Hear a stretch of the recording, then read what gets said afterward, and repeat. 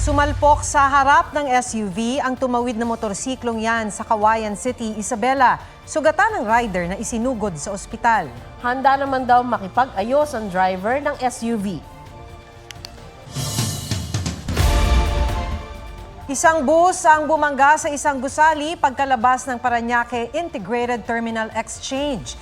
Hinihinalang nawalan ng preno ang bus na patungo sa ng 13 Martires, Cavite. 3 pasahero ang bahagyang nasaktan at dinala na sa ospital.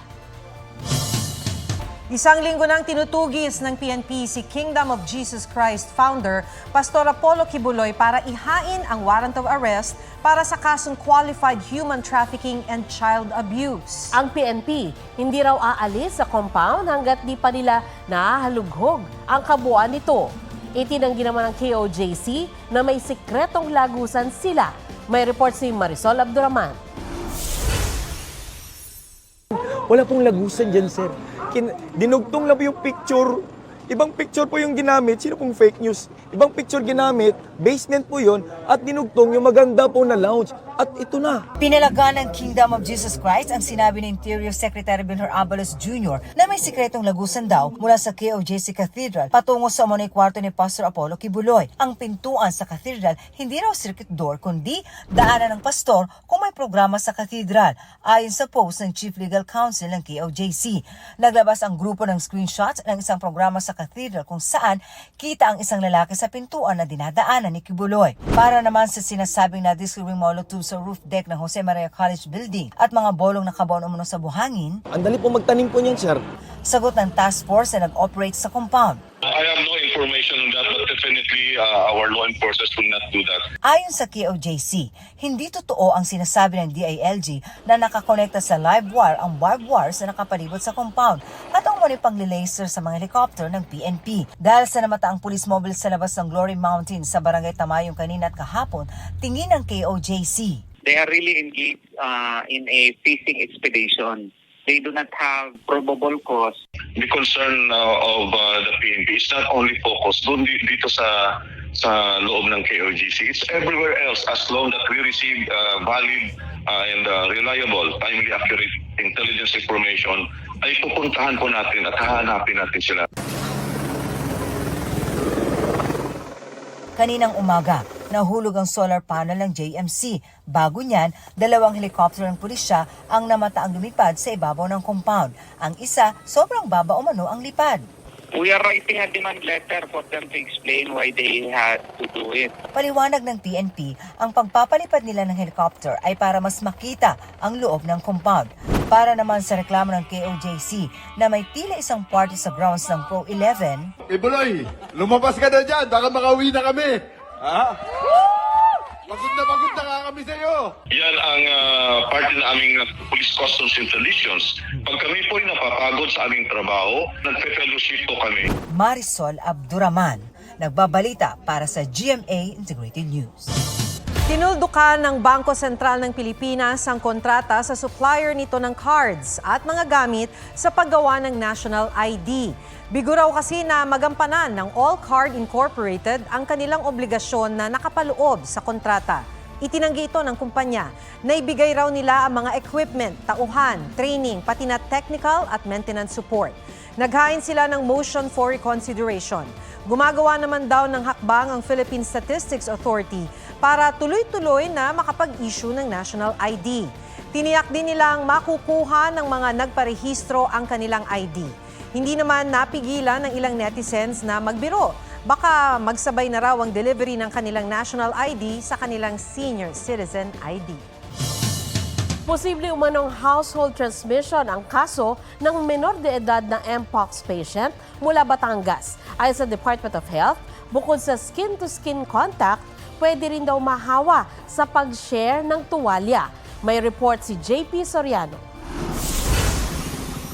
Nagpapagaling na ang 12 taong gulang na lalaking nagka-Mpox sa Balayan, Batangas.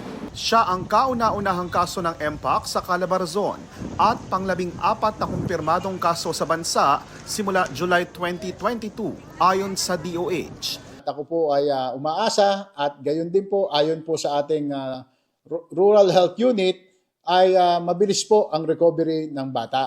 Tingin ni infectious disease expert Dr. Ron Jean Solante, household transmission ang nangyari. Meron sigurong kasama sa bahay na merong nag-positive, hindi niya alam na. Kaya binabantayan din ng DOH ang pamilya ng pasyente.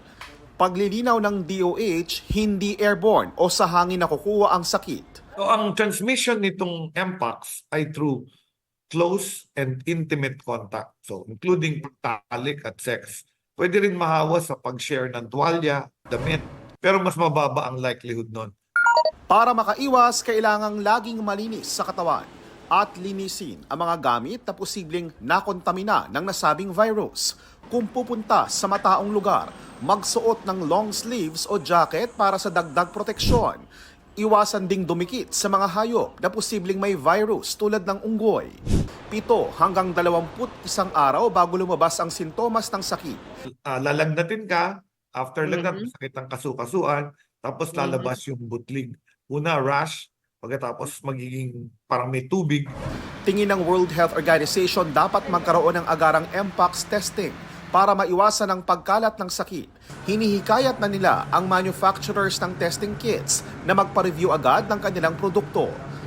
JP Soriano, nagbabalita para sa GMA Integrated News.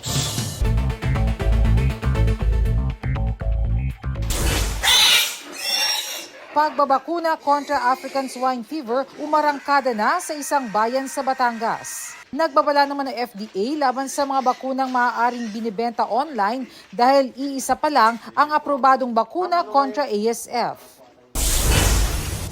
Sandro Mulak naghain ng reklamong cyber libel laban sa 3 anonymous accounts sa X o dating Twitter. Ayon sa NBI Cybercrime Division, binanggit ni Sandro sa reklamo ang mahigit 100 umano'y mapanirang post tungkol sa umano'y naranasan niyang sexual abuse. Nakikiusap naman ang lolo ni Sandro na si Alexander Mulak sa publiko na respetuhin ang privacy ng aktor. Driver's license ng motoristang humarurot habang nasa hood ng minamanehong SUV ang isang MMDA enforcer sa Taguig, sinuspindi ng 70 araw na LTO. Bernadette Reyes, nagbabalita para sa GMA Integrated News. Isang motorista ang sinita dahil sa pagdaan sa EDSA busway ang muntik makasagasa ng enforcer. Binanggit niya nung una ang pangalan ng MMDA chief hanggang sa magpakilala na kalaunan bilang mayor ng Bulacan. Sir, wag mo ako pa sasagasaan, hindi ko ipapaano kita sa LTO. DOTR po kami, si Secretary Bautista po ang boss namin. Hindi pala, si Secretary Bautista, sabihin mo si Mayor Perez. Mayor Perez. Mayor Perez po ng Bulacan. Bulacan. Mayor Perez ng Bulacan. Hinarangan daw ng enforcer ang sasakyan dahil sinubukan tumakas ng driver. Ayaw din ng driver na magbigay ng lisensya o anumang dokumento.